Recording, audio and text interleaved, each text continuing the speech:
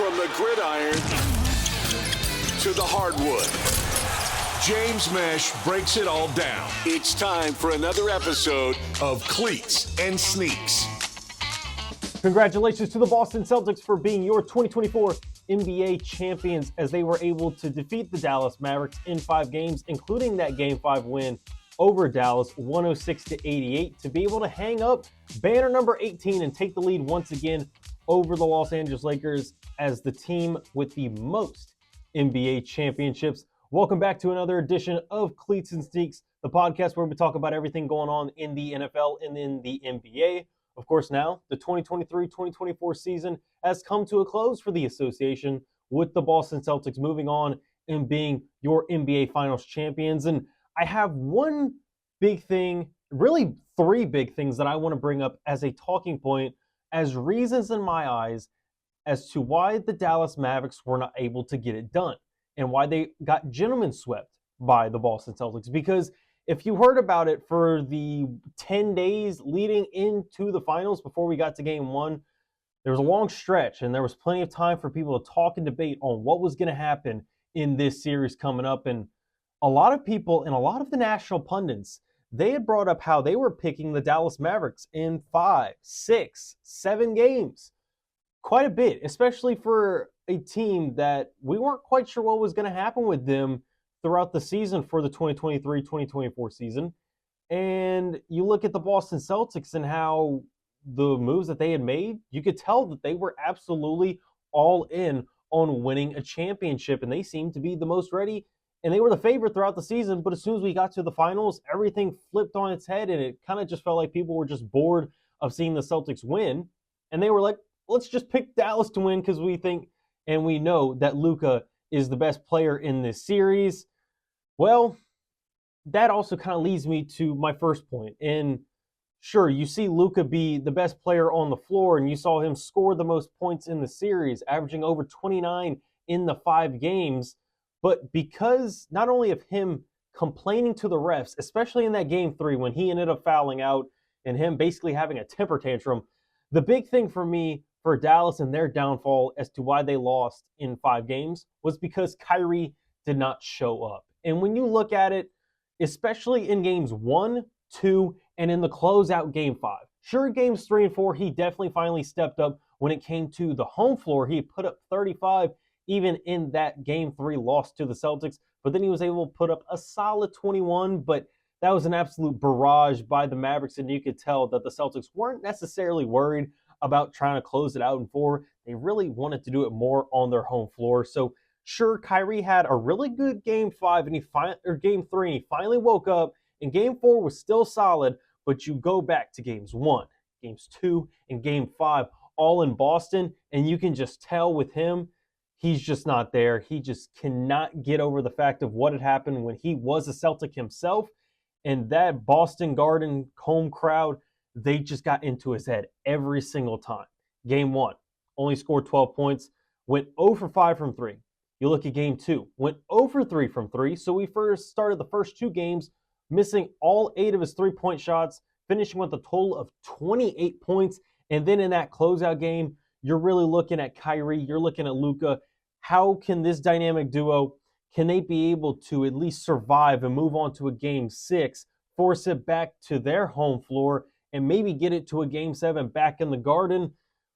Kyrie definitely was not able to step up in those moments. He only had scored 15 points in game 5, shooting pretty poorly, 31% overall for the series. It was a solid 41, but it was kind of bolstered by that 55% and 46% from games 3 and 4. If you take those out, 31%, 39%, 31% again.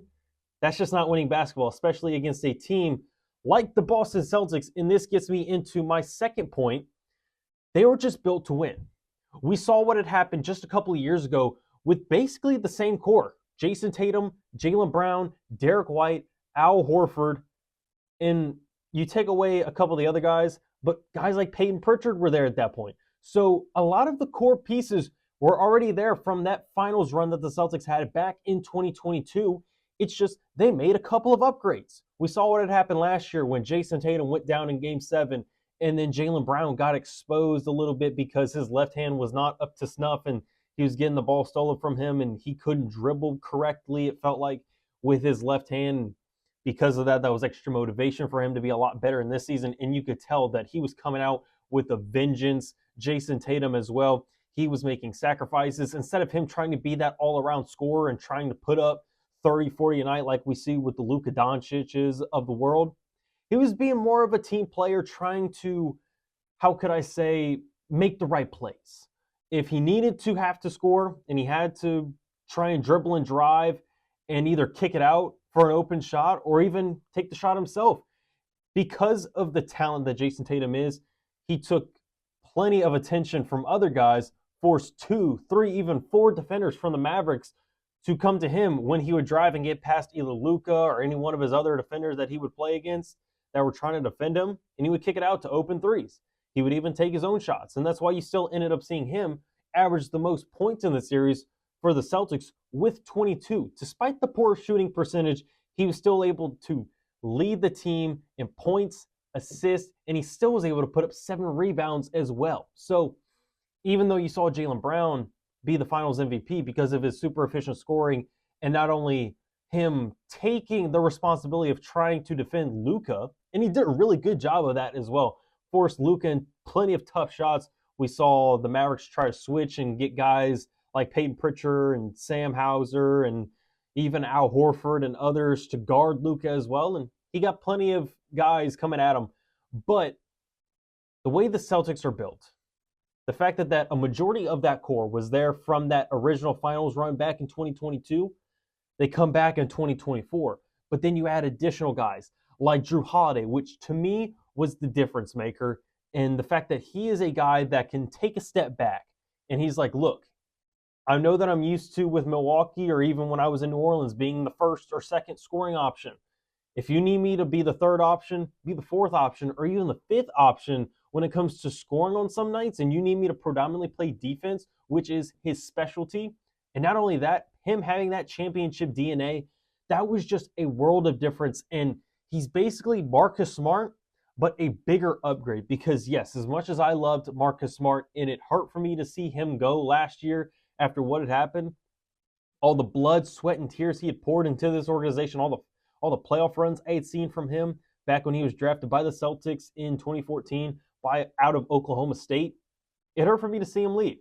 But I could tell whenever they had made the trade to go get Jrue Holiday as well as getting Kristaps Porzingis, that was just huge. And then also having Derek White take yet another step forward, Peyton Pritchard really making it his own, Sam Hauser stepping up once again. He didn't have the greatest points throughout the series and in this playoff run, but he was able to play absolutely phenomenal defense. He finally got his three-point shot to go down, and Peyton Pritchard, even though he didn't have the greatest finals, he came with a couple of huge moments, knocking down a couple of buzzer beaters from half court, not only in the third quarter back and earlier in the series against the Mavericks, but even that half court shot right before halftime.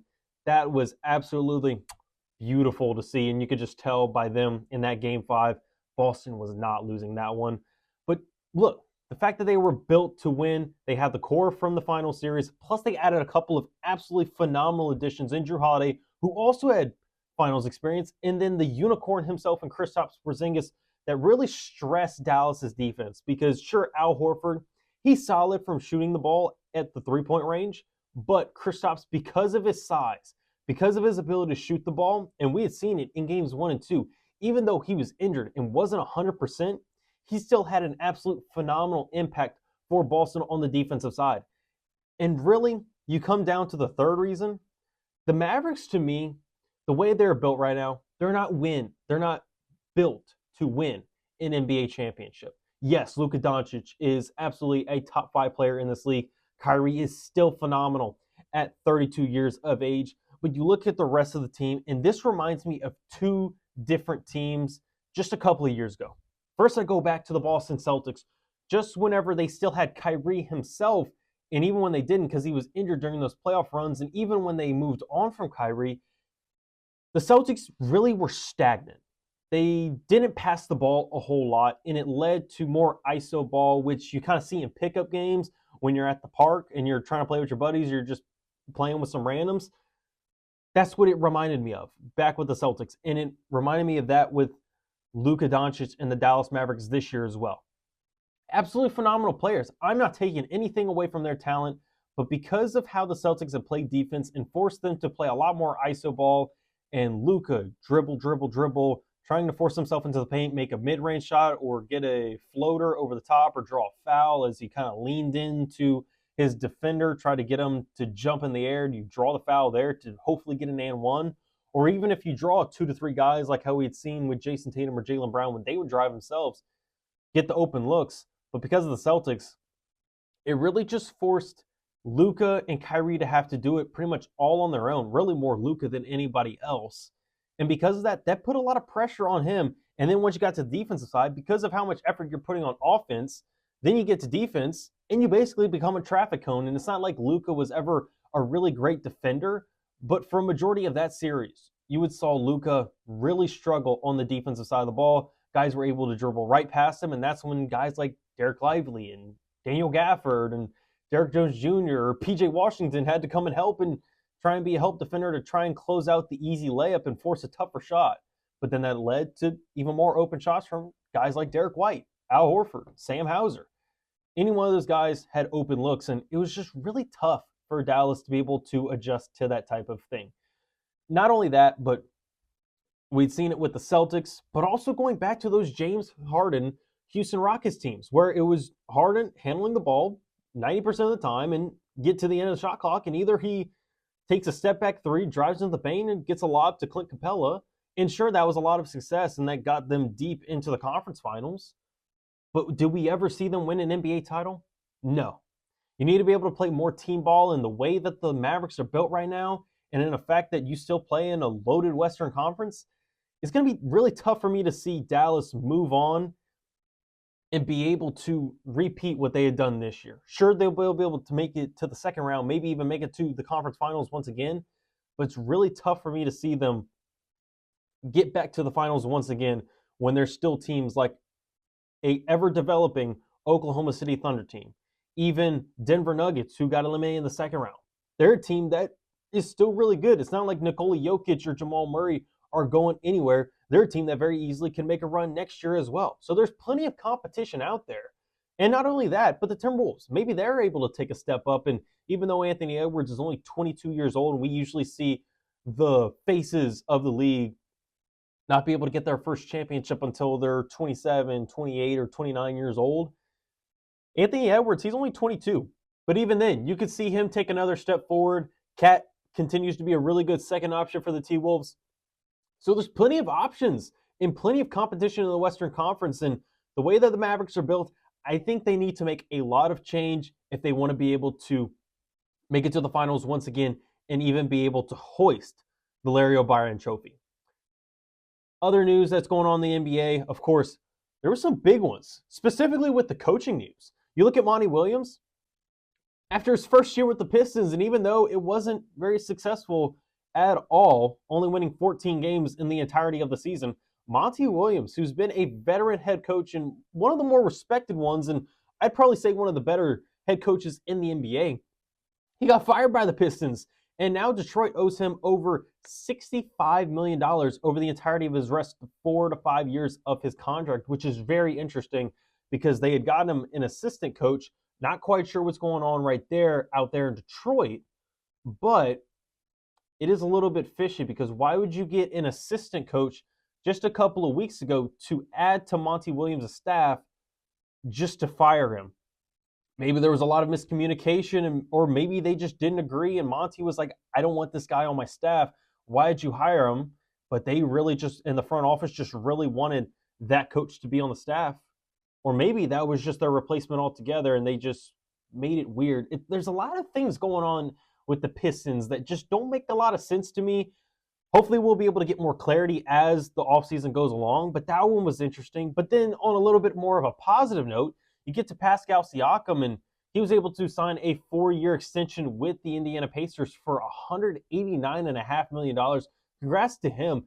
He looked really good in that Eastern Conference Finals against Boston. Absolutely shot the lights out. And him and Tyrese Halliburton plus Miles Turner, that's looking like a pretty good three-man trio right there out in Indiana. And I'm curious to see if they'll be able to take that next step forward and try and challenge the Boston Celtics in the Eastern Conference to be able to represent the East in the NBA Finals.